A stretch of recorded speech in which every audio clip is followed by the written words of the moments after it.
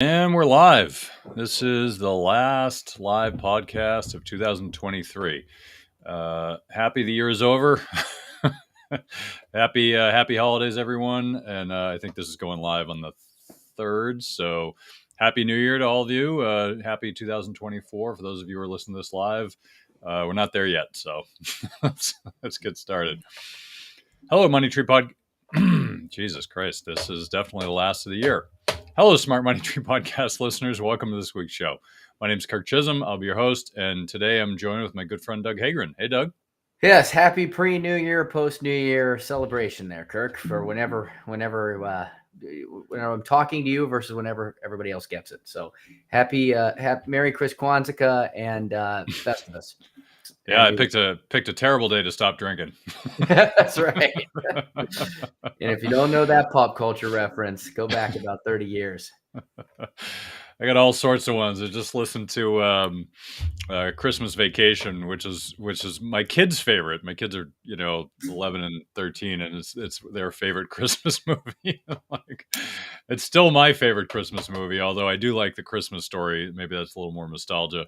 They don't like it so much, but hey, when you're as old as I am, that movie holds some sentiment. So, Christmas Vacation's an excellent one. Elf is one of the modern classics. Elf is excellent. Obviously, Christmas Story. I'm still a fan of Miracle on 34th Street, White Christmas, and of course, the ultimate Christmas movie, Die Hard. Yeah. Die Hard. Reginald, what's his name? Reginald Belt Johnson, or is that that's the officer, right? That's the officer. Yeah, that's the officer. Yeah. Well, see, we I know you don't want to make these political and controversial, but I don't think anything we're ever going to say for the next 365 years is going to get people more polarized than declaring Die Hard as a Christmas movie. How about pineapple on pizza, Doug? That can polarize people too. Those might rival each other a little bit. Good point. Yeah, well, we're starting off. We're ending the year on the right foot. So, well, as we kind of as we dive in here, really just wanted to kind of wrap up the year. We've had a really interesting year this year. A lot of volatility, a lot of sap. But as we kind of end up the year here, I think one of the things, and we'll probably do this the first episode of 2024, we do a review, and because I think one of the things that I find to be most interesting is the fact that people are not in touch with what actually happened this year. And most people think because the market is close to all-time highs, we didn't quite hit all-time highs in the SPY or the SPX. I think maybe on the futures we may have hit it, but it's certainly not on the ETFs. So Bitcoin didn't make 100,000 either, Kirk. A lot of people failing on that one. To the moon, Doug. To the moon. Stonks.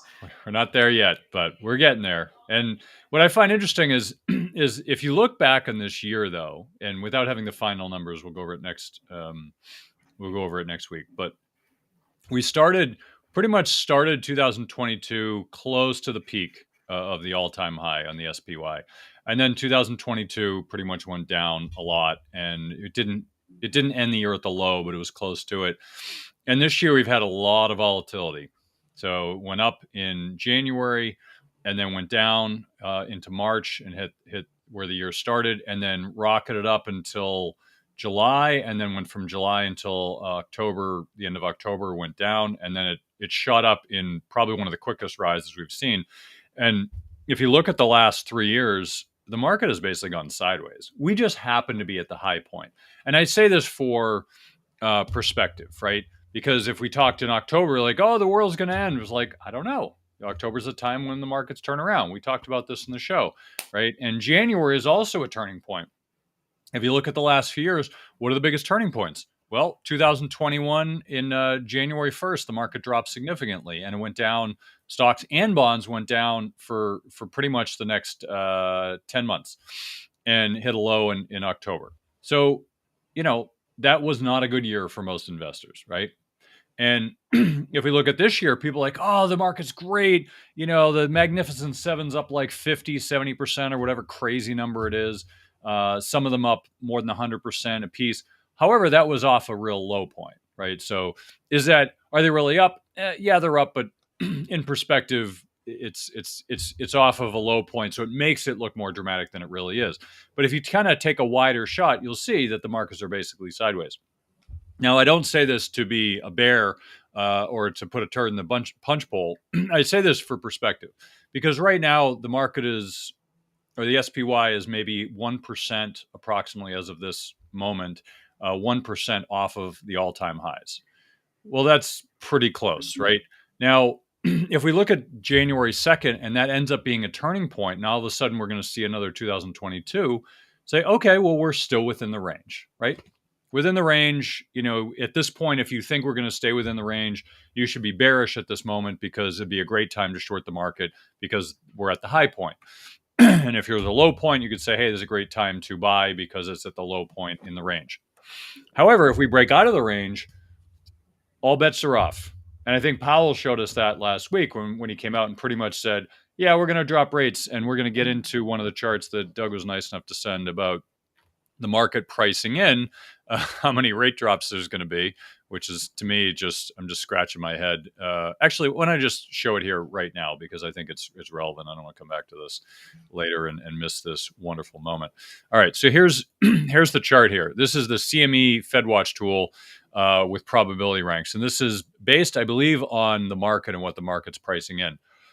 So if you look at the end of the year, the market is pricing in the highest probability is going from right now we're at 5.25 to 5.5 is the range that the Fed has put us in for the Fed funds rate, and 37.4%. I'm sorry, that's not the highest. 35.8 is the highest, but somewhere between 3.5 and 4% is where it's going to end up the year, which is 1, 2, 3, 4, 5, 6, and 7. Between 6 and 7 rate cuts next year. Really?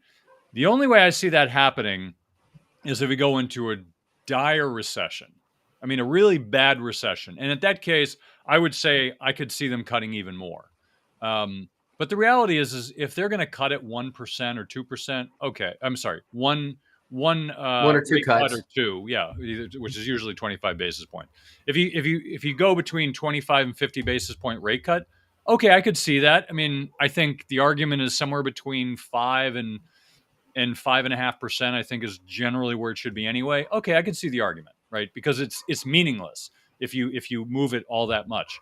It's more of the direction. So you think of the Fed when they're raising until they stop. Once they stop and then change direction, that's when you want to say, all right, now they're going to start changing direction. Now the market seems to think that the direction is going to be down. Well, they might be seeing that we're going to have a really big recession next year, and that is the reasoning. Okay. That I could buy into that argument, right? If we have a big recession next year, which I would argue would start somewhere around April, May, I think is approximately when the numbers should line up. That doesn't mean it'll be then, but that's kind of my ballpark estimate. And if that's the case, and we start to see it, and there's some people have been predicting like 10% unemployment next year, which I think is kind of dire. It would, for things that to happen, things would have to be really ugly. So we'll see. I don't predict that, but certainly it'll get attention when somebody does predict that. But I do think that this is a good indicator because this is what the market thinks. And we talk about in the show a lot and how the market thinks that they think one thing, it doesn't mean it's accurate. They're looking 6 months down the road, and 6 months down the road is this June 12th, 64% at 4.5. That's approximately where the market is looking, and that's where it's pricing it in based on the stocks and based on bonds. So just something to keep in mind. I think this is a to be determined estimate. People assume that the Fed was going to cut rates for the last year after they started, and they kept going up. People kept assuming they were going to cut.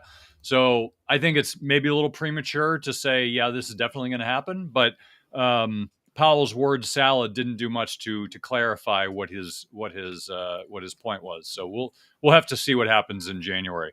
Kirk, I'd like to add one quick thing here. It's like, because I think you said they're predicting like 6 to 8 cuts.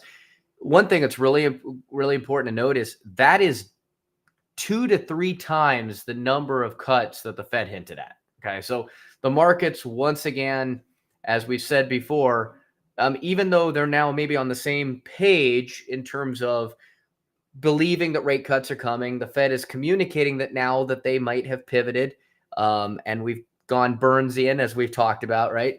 But still, the fact that the market is declaring twice as many to three times as many rate cuts as the Fed still is a disconnect, even though they're on the same side of the fence. And once again, the market is predicting very differently than the Fed has given. And as you just mentioned, if this is a extreme rate cut prediction based on potentially very heavy recessionary potential. What is also a very big disconnect is the fact that the markets and everybody is viewing this as bullish, right? How do you go into this, with all of these really bullish outlooks, but yet think that the Fed is going to cut rates, which they're only going to do in the event that the economy is so fragile at this point that they need to in order to sustain its longevity. So, I mean, it's just a lot of contradictions.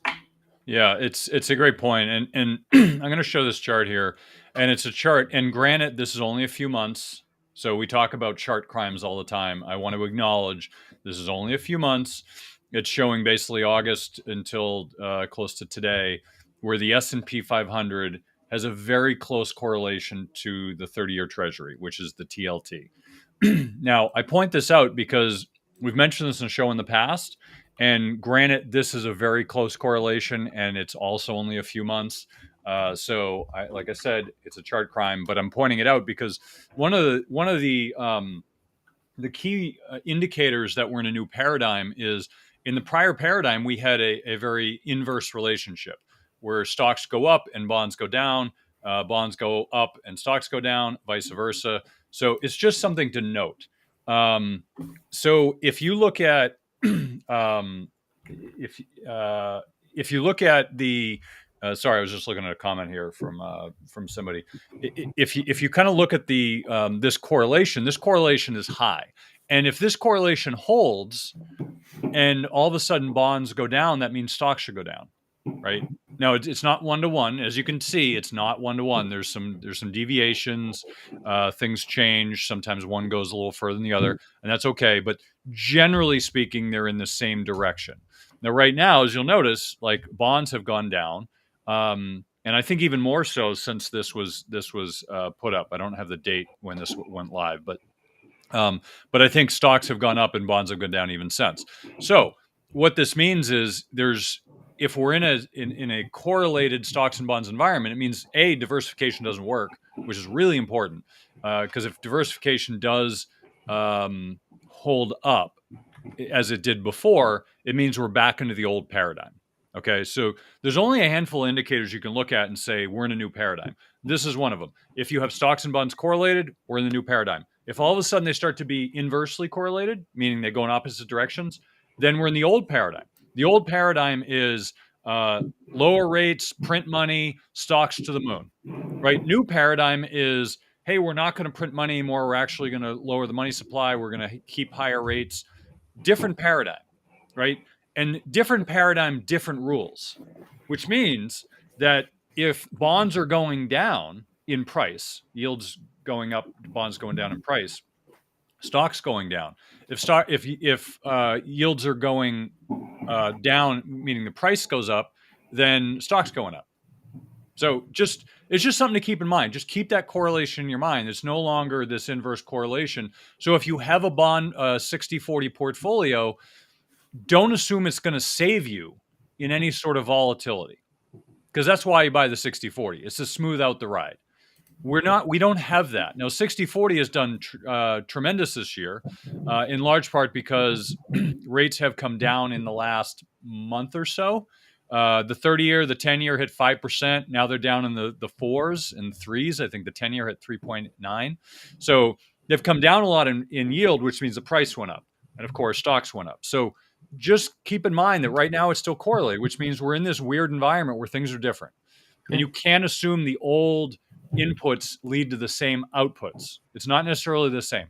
So the takeaway from this is, for all of you listening, is don't make assumptions based on the last 20 years of the markets. Any sort of rule of thumb, throw it out the window. I'm not saying it's wrong. I'm just saying you can't make an assumption that you made for the last 20 years. It, And go ahead, and Doug. Kirk, well, no, I wanted to add into that. It's like, so you're right when you talk about this paradigm potential paradigm shift, or not making those assumptions. This is the second year in a row. So we've gone almost 24 months of somewhat of a correlation between equities and bonds.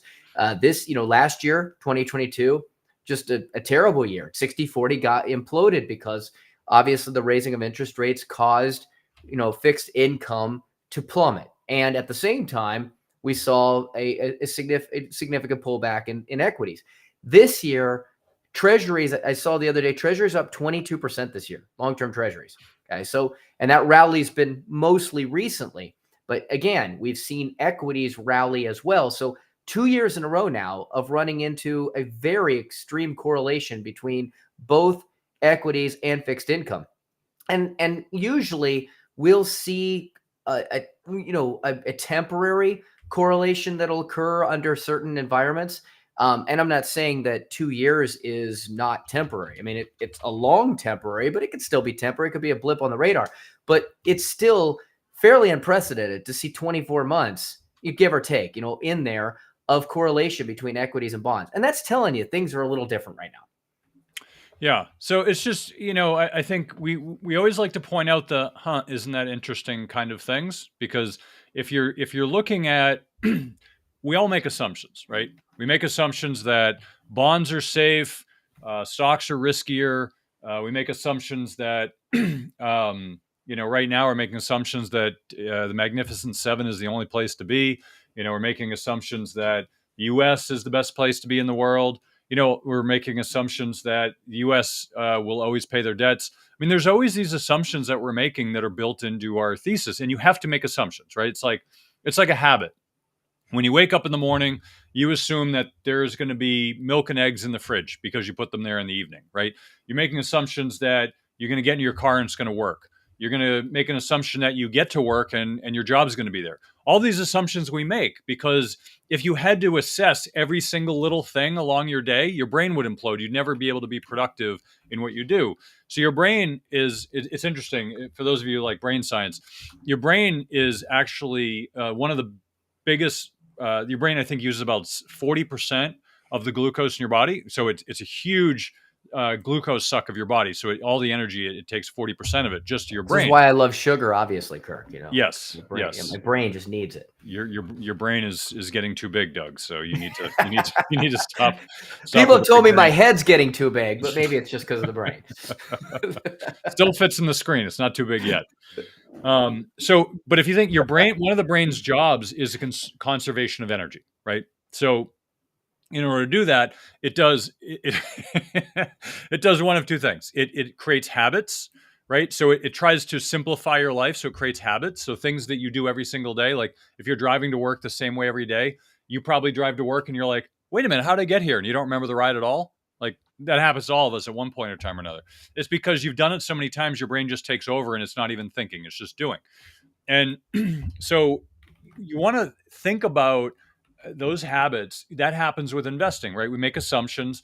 Like one of the assumptions is the U.S. Treasury is the risk-free rate, right? The global risk-free rate is built into the treasuries. With the treasuries default, the whole global system implodes because it's all based on that risk-free rate. What if it's no longer risk-free?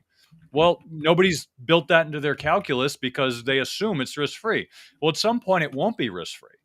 And then what are they going to choose, right? And so all these little things that people assume. Here's another one: gold, right? The dollar was pegged to gold to some degree or another, and then in the 70s it was disconnected, and then all of a sudden we had this massive inflation over the next like 50 years, and lo and behold, it's still going, right?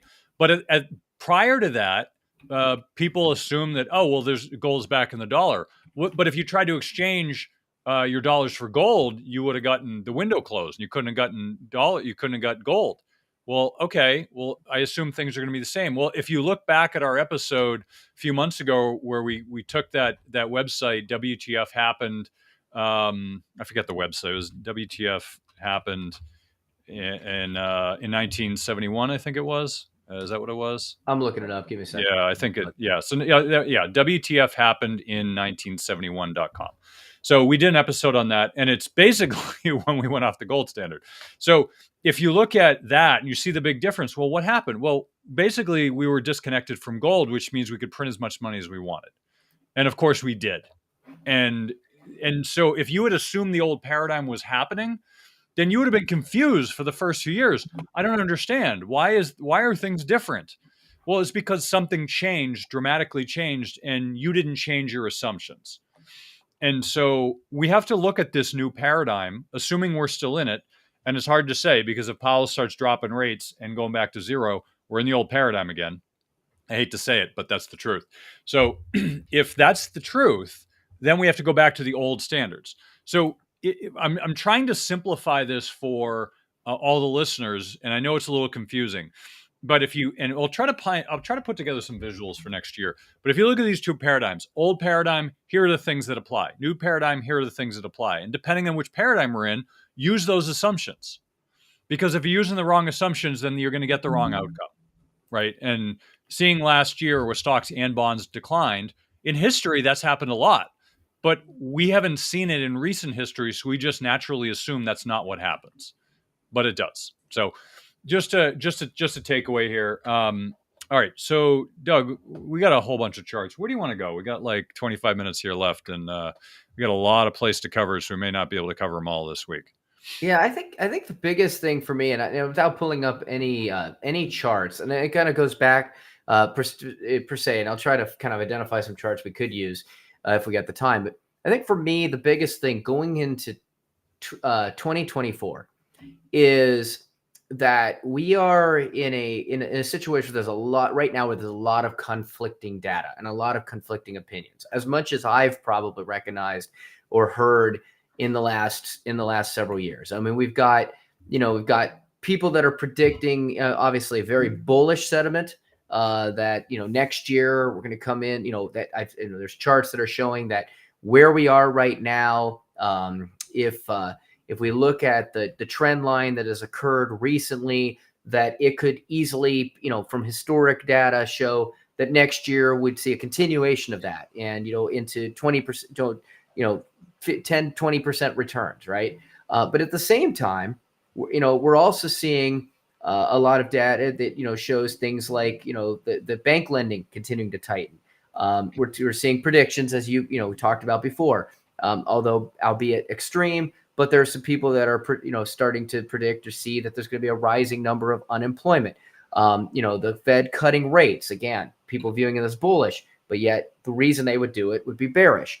We're looking at inflation being cut, but then again, obviously, a lot of the goals that they're trying to tackle here, which would be the elimination of this rapid inflation, would be something that they would maybe unintentionally target raising with a decrease in interest rates next, and with rate cuts last year. So where are they going with that? What are they trying to tell us?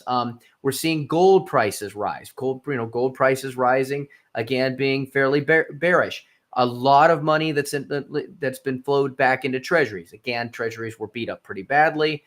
So therefore, is it a flight to just buying something that's of value, or is it a flight of buying something that's that's a position of safety?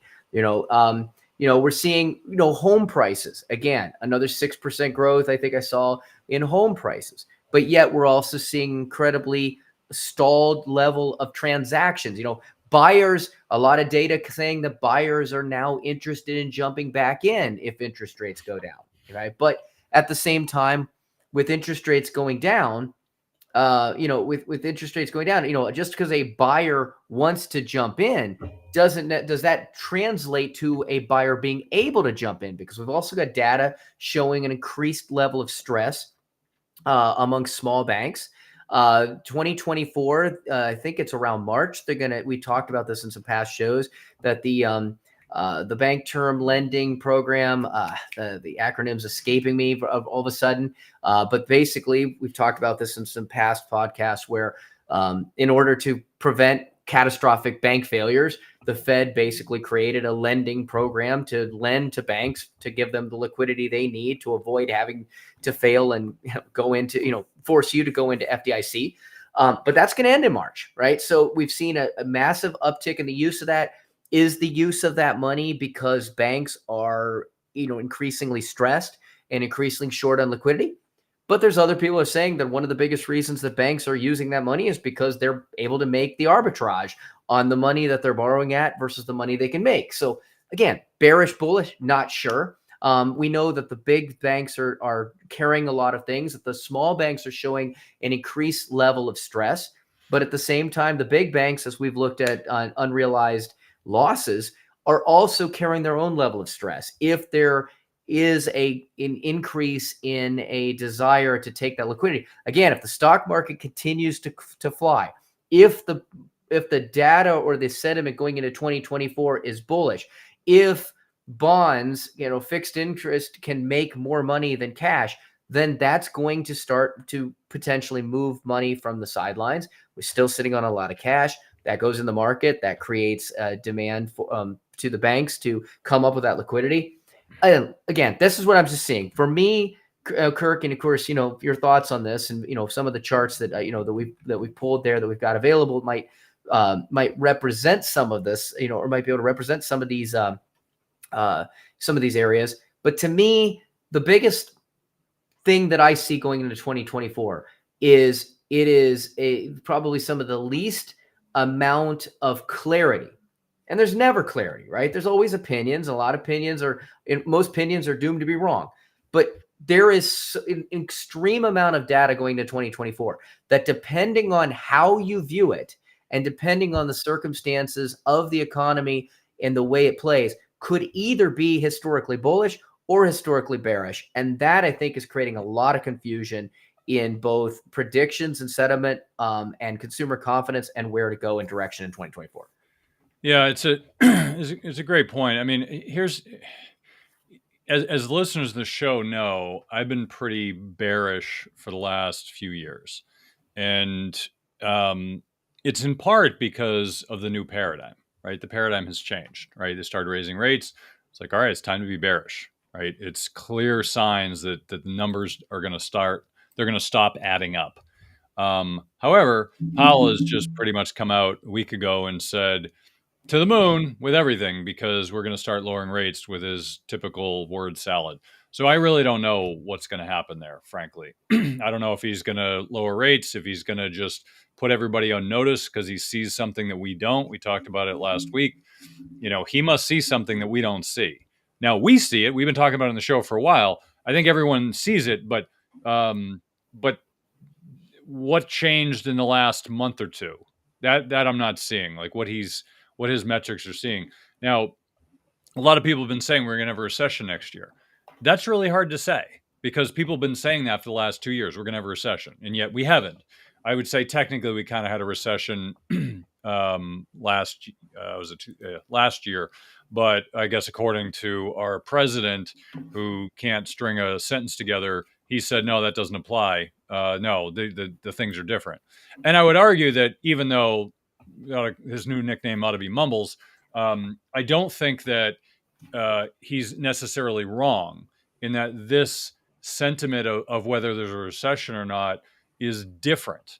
It is different this time. I don't disagree with him, right? And so I'm pretty fair with politics. Like, I don't like any of them. I think they're all idiots.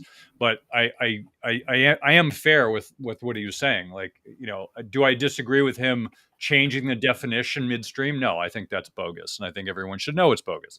However, he's not intellectually, he's not wrong, because a lot of the typical metrics they look at are different this time, and in large part because we're in a different paradigm, right? We talk about that. Paradigms change. So what's different? Well, this is one of the things that's different. It's just like the 70s. The 70s was different. People didn't know what stagflation was till much, much later. It was almost after the fact that they knew what stagflation was. It was like at the end, they're like, oh, we should call it stagflation. And then it changed and then they fixed it. But prior to that, they didn't know what was going on. And I think we may be in a similar time period where we're going to start to see a lot of false indicators, a lot of data that misaligns with where we think things are going. And this is what was a big part of the 70s was mass confusion. People didn't understand what was going on. So part of what we're trying to do here, and part of the reason we did this second episode every week, is to try to explain what's going on to people so that you're more intelligent and you're more astute about what's actually happening. You're not just saying hit the buy button, hit the buy button, hit the buy button. Like there is a time to sell, and there is a time to raise cash.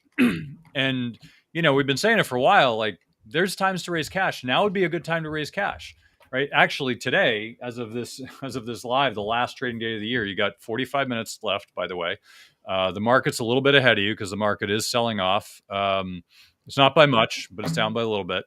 And and the reality is that if next year starts off with a bang, then we'll probably see the first quarter will probably be pretty good, and then we'll see what happens after that. Now, if it starts off on a down note, historically, from a data perspective, it shows that we're probably in for a bad year. So I would say the first week or two is going to be very indicative about where the year is going to go. But I think people should be mindful of just how to think about it. I also want to point out this one chart because I found this to be really interesting. I'm not sure where my chart went, but here it is. So the Fed, everyone in the media has been talking about soft landing, soft landing, soft landing. Fed's going to do a soft landing. Well, history will dictate that has never happened, and the Fed has an undefeated record of being wrong. So they've been wrong every single time they've said they're going to do a soft landing. Maybe they do it this time. The odds are against them, but maybe it happens. Well, the market seems to think that there's a 71% chance there's a soft landing. Now, is that because they think there's going to be a soft landing, or because the zeitgeist, if you will, of the market, the sentiment of everybody is in that place right now? Well, this is as of December 24th. And I would say, yeah, we're still in that place. People are feeling pretty good. We're at all-time highs. Hey, everything's golden. They're going to lower rates. Everything's going to be fine. Nothing to see here. Well, that may be true, but you can't make that assumption. It's way too early to make that assumption. So the fact that 71, if we hit 80%, I'd say that's a good time to actually bet against the market. Anytime people are all on one page, it means they're wrong. Just saying, this is probability wise, you're wrong if you have 80% of the market. And it's funny, I'm actually going to point something out.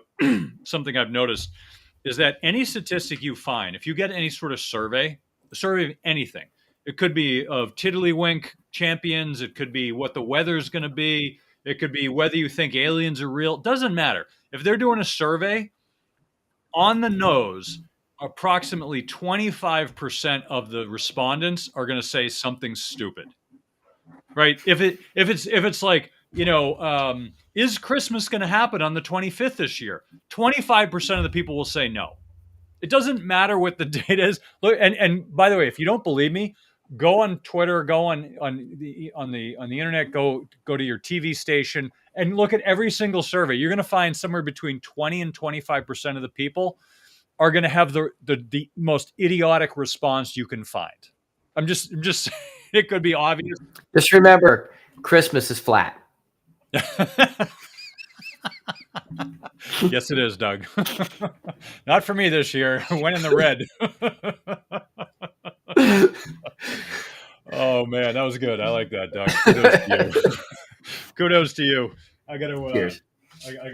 I gotta put this on after that one, just for the end of the year.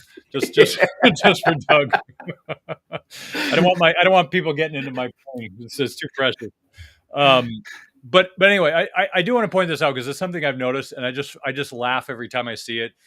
It's no matter how stupid the survey is, there's always going to be 20 to 25% of the people are going to have the most outrageous response, and so it could be the hard landing is that, or it could not be. But when it comes to data, it's typically to manipulate you.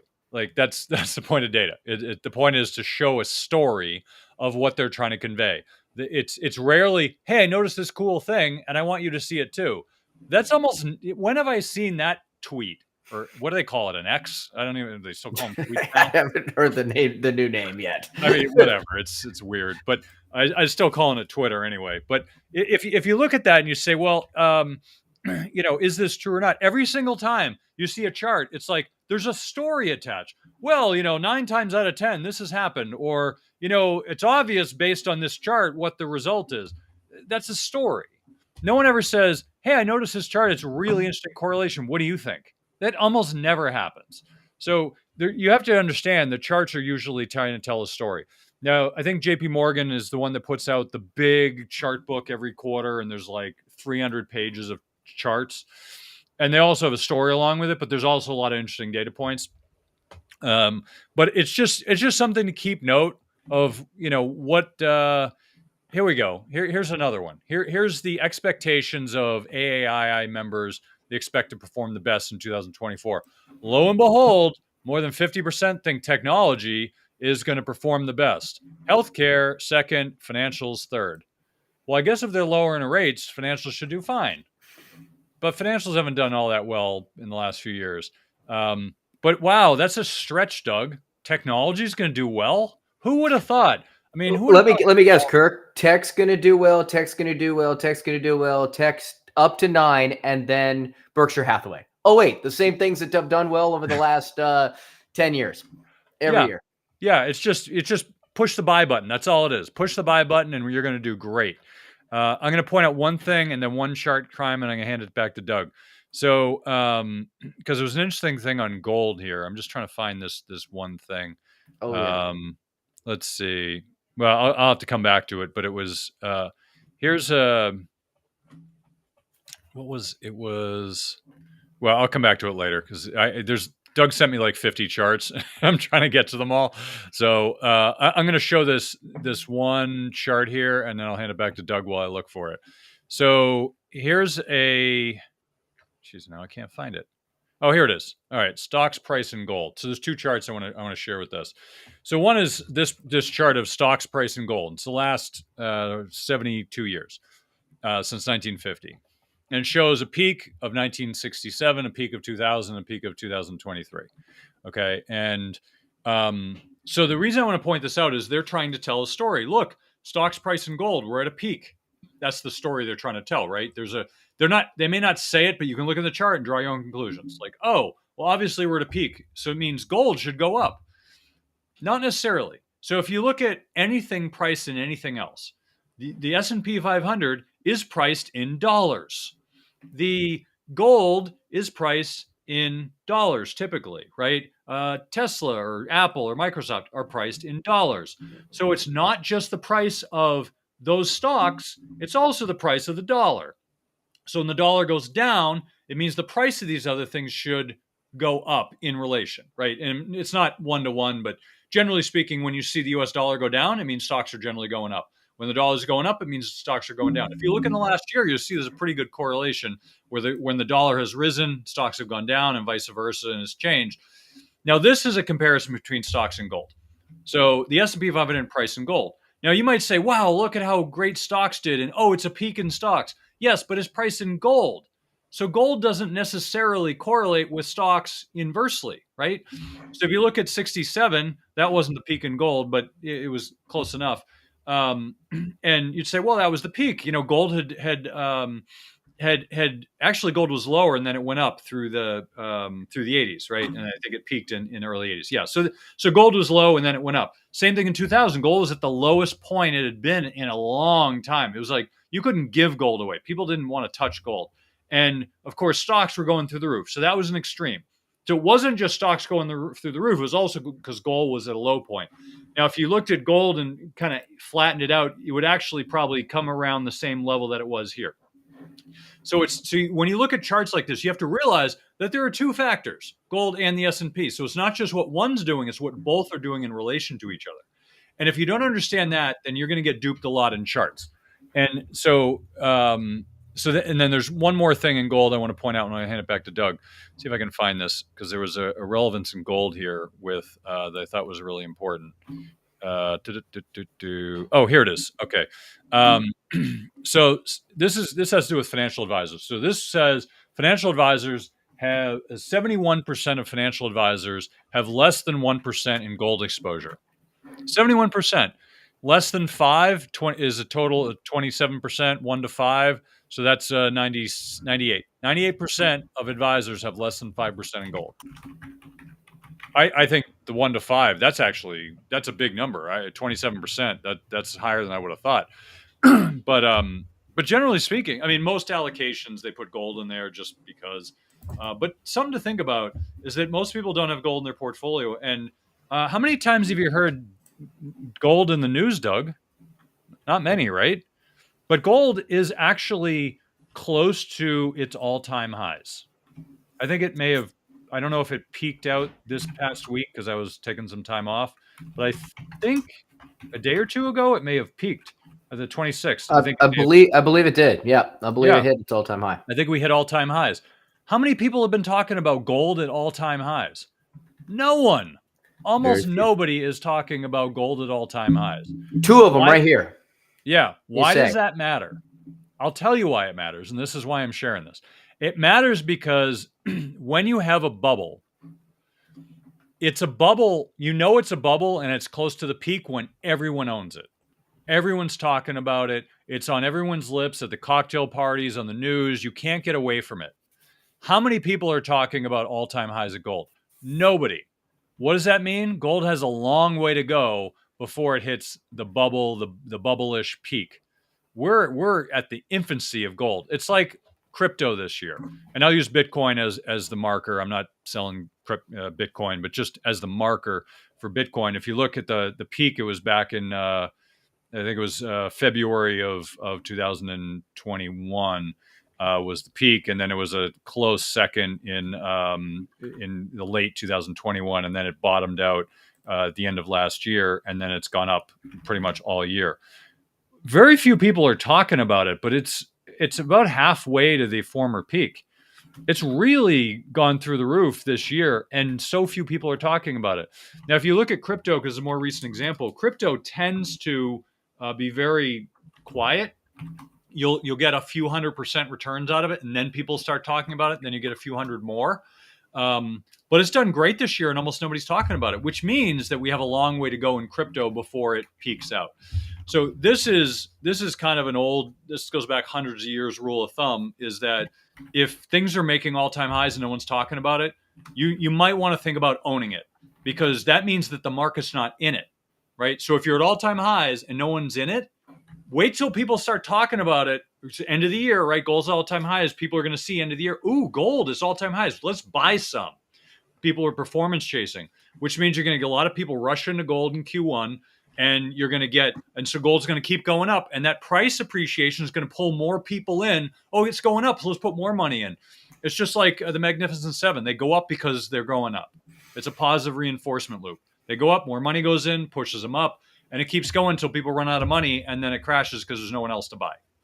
That's how bubbles happen, and that's something you need to keep in mind. So just keep that in mind with your allocations as you look at the year end and look at next year, how you're going to reallocate. Just be mindful that's there. So if someone's not talking about it and they start talking about Q1, don't be afraid to put more money in, because you're going to probably see a lot more push in Q1 because not enough people have exposure. Doug, you want to wrap us up? We gotta take us home here. Yeah, and I just wanted to say, kind of going back to something we kind of noted, I think in a previous episode, is that very recently there was a significant number of money managers that had recently, only after we'd had a significant run up in equities, added them to their portfolios, right? And so a lot of times money managers will be late to the game in adding things that are already gotten hot. So when you look at that gold chart and you say, geez, no, less than 1% have a significant allocation of gold, don't be surprised, like you said, is if you get out, 12 months from now, and all of a sudden you start to see that a significant number of money managers have now, 20% of them, or a significant number have 15 to 20%. That happens. It's not just the retail investor that tends to follow that trend. Listen, Happy New Year to everybody. I just wanted to say, just kind of want to wish everybody for that has been listening to us. Thank you for being a part of that. Going into the new year, setting your new year goals. If you have children and your children are in middle school, it is not too early to begin thinking about what their future might be in terms of education, college planning. It's really expensive. Like anything, the more in advance you plan for this, the easier it is to have a plan and the easier it is to save and prepare for it. So it's not too early to start. However, Many of you are already up against that cusp. You might have a late high school student, and you're just trying to begin planning. Go to our website, procollegeplanners.com. Part of your New Year resolution goals, January, go to procollegeplanners.com. Download our free college money report. If you don't have that information, how can you make the critical decisions? It's free. It's going to take you about 5 minutes to do. It's going to be worth your time. Make that part of your January resolution. Thanks, Doug. Thanks for joining us, and thanks for co-hosting these sessions with me. This is the time of year for thanks, so thank you for all your tireless effort, and I also want to thank the listeners for supporting the show. Without you, we wouldn't be doing this, and our primary goal here is to help everybody become better investors, more astute, and more knowledgeable. That's really 100% of our goal here. So we always love feedback. Please send your feedback, questions, input, all of it. This show is for you. It's not for us. So any sort of feedback you want, send it in, and we will make sure that we do our best to provide you the best content in the show. I'm really excited for next year. We've got some great stuff planned.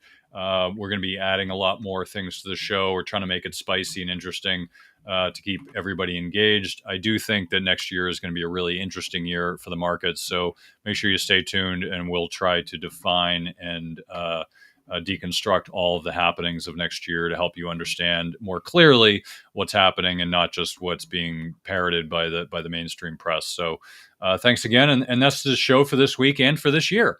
Thank you for joining us on Money Tree Investing Podcast. My name is Kurt Chisholm, Wealth Manager of Innovative Advisor Group. We don't just manage your wealth, we make your life better.